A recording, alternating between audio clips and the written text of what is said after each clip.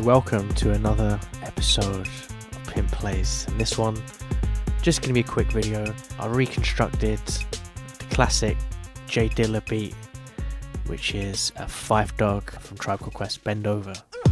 So this is my recreation.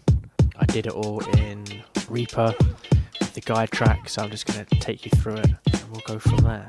Let's do this. Okay, so here's the original. Just skip it a little bit.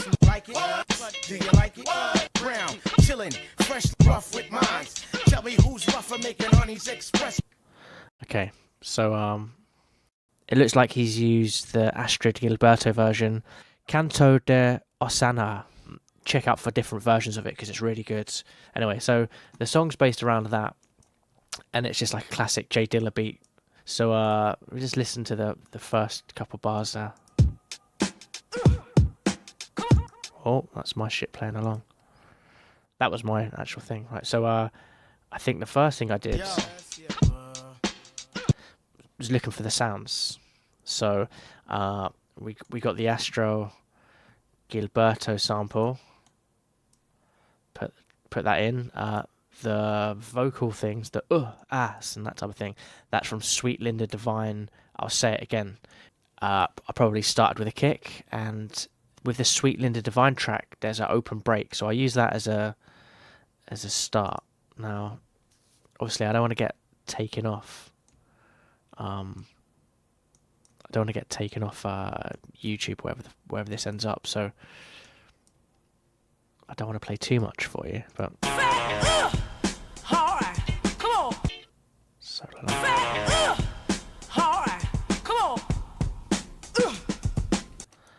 that's just one side. Let's put it into our stereo. Normal.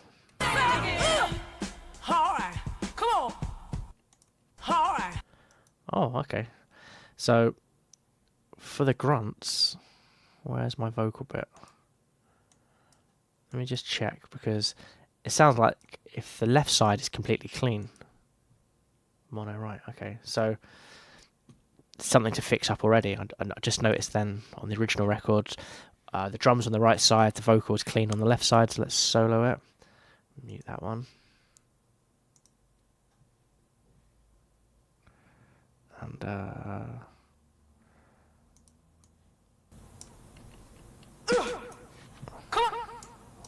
I'll put a little bit of delay on it.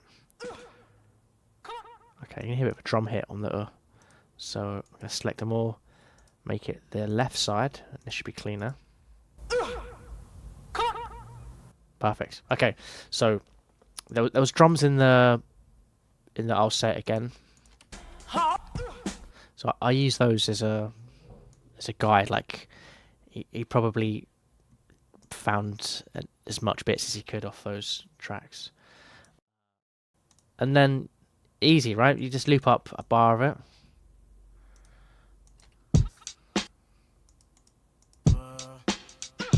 Kick, snare, kick, snare. You get the bass drum. You literally just shadow it.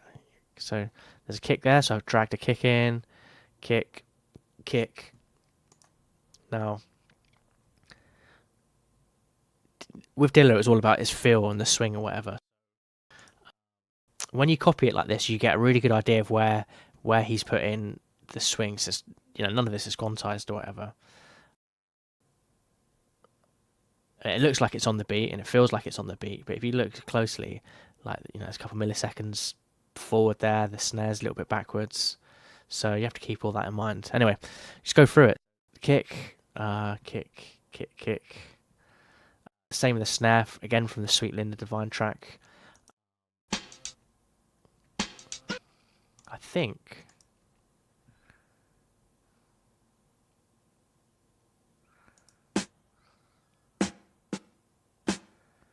I had to put this sharp, because I'm not using a sample, I'm just chopping the samples. I had to do the fades manually, so little fades, little ghost snare. I'll tell you what, I'm going to start again. I'll show you the Phife version, and then I'll play my version together. So that's his version.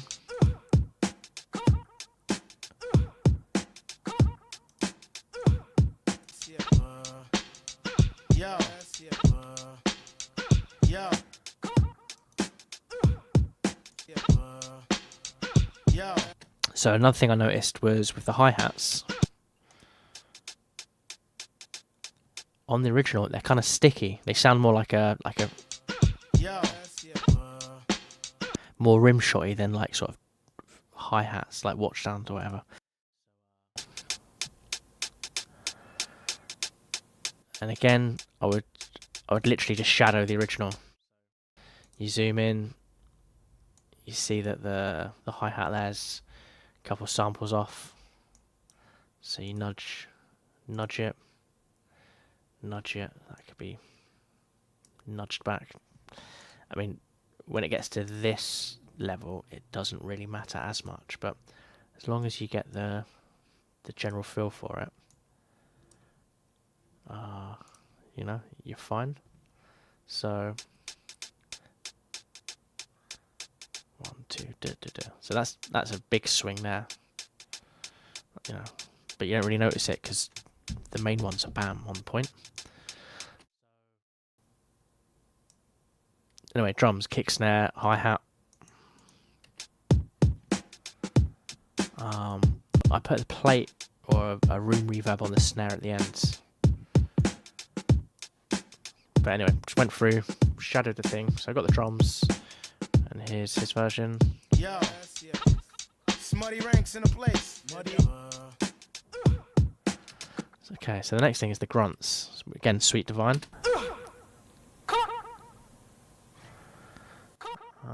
Where is it? Let's listen to it.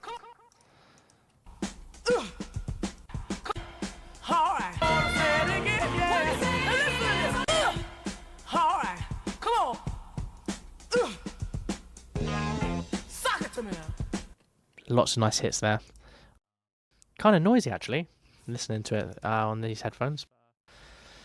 Anyway, he only used a little bit of the chops and uses them on like off beats to get the groove.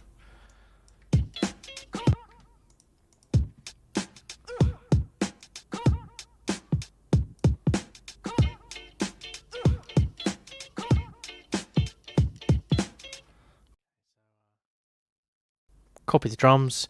There, does that look like variations there? It looks pretty much straightforward, but I went through a couple of bars just to see if there was changes. So bar 1 is different from bar 2. There's some extra kicks in there. He uses smutty ranks in a place. Kick. Oh, that's a snare. So kick, and then there's it's like a signature thing with Dilla is he would put these little ghost kicks just before the snare, and it just gives it an extra sort of, I don't know, it's difficult to put into words. It's grooves. It's just a nice little sort of offbeat thing. It leads you nicely into the snare. So now, once the beat's done, the next thing of interest is the sample. Now, it's literally the Canto de Osana. Okay, Canto de Osana. By the end of this video, I'm going to get that right every time. So you get the original there. Sort of just, again, just lining it up.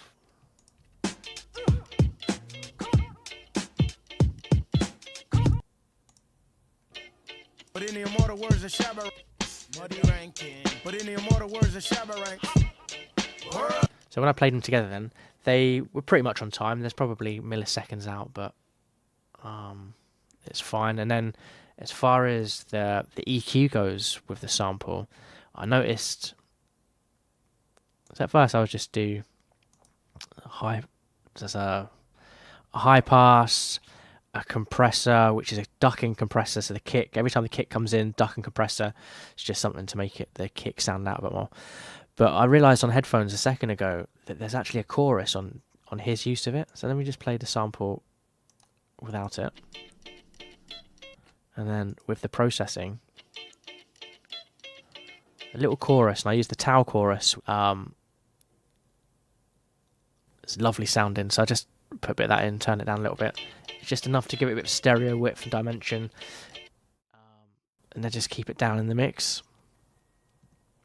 And the very last thing is the bass, and the bass is 2 notes, and it's once every 1, 2, 3, 4 bars. So let's play there to there in the original.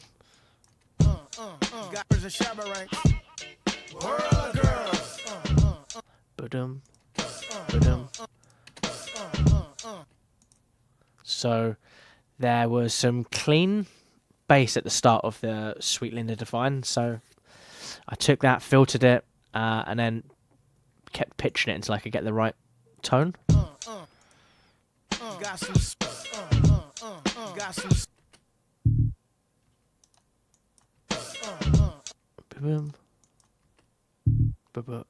So I didn't quite get the same, but it's enough.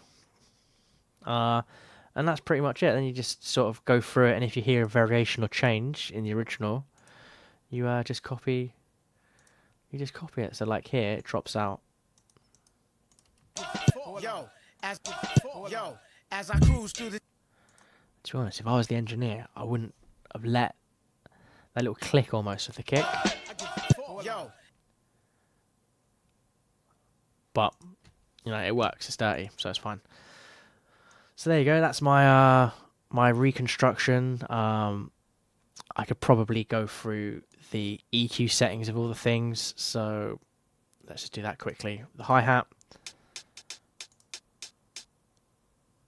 pretty much sounds. I think I took some of the low end off. Duck and compressor, exciter, transient, just to make it a little bit sharper, but you don't really even notice it. Snare. The snares were rusty and crusty because they were from that Sweet Linda Divine. Bit more processing, but same type of thing. Saturator, transient designer. And importantly, there is a send to a room reverb. And I've let's have a look. Yeah, I just took off some of the high end of the reverb so it doesn't get too much in your face. Kick drum was a bit of a problem. Essentially, I used the span. Voxegano span here, and I used it on the very first kick to see what was going on. Come on, span.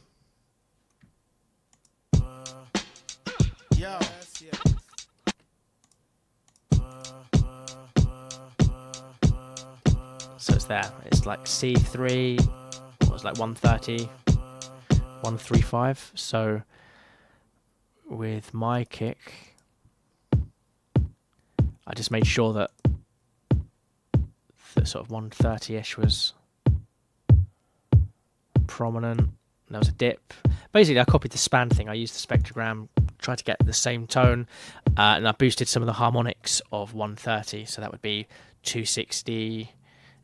Just double it every time. So 4, 520, etc., etc. Close enough, but there you go. That was probably a terrible tutorial by me, but you get the idea. Now this technique is brilliant for just learning your craft, learning how like the best at the game do it, and from it you can learn ideas. The best thing I took from this video is the use of the chorus and the sample. It was subtle, but I noticed it there, so I might start putting little subtle choruses on some of my samples. When I started, I'd put as much effects on everything because I wanted to see what everything sounded like, and I didn't really know how to use anything. And also when I started, it would be extreme. You know, you'd put the chorus on, it would be on wet, 100%, it would be going left to right. So with age, I've got much more subtler, and for a long time I just sort of tried to keep it clean, maybe just use saturators, EQs, compressors, but this time what I took from this video, use a bit of the tau just for a bit of stereo niceness. And the other thing that you can always get with J Dilla is his sense of drum timing. He's just got brilliant rhythm and feel. Let's just solo his drums.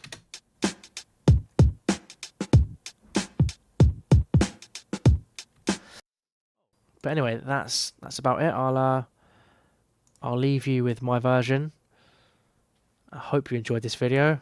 I'm sure it could be much better, but I'm happy with the result of the sound-alike copycat of J Dilla, Bend Over.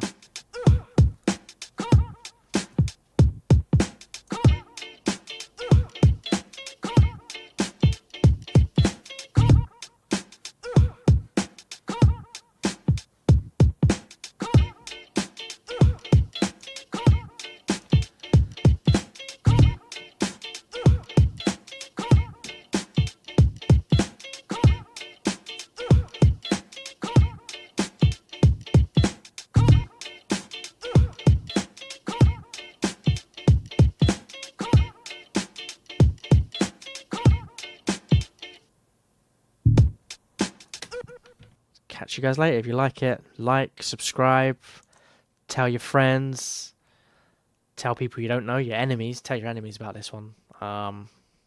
Just spread the word. Pimp Jones, catch you soon. Peace.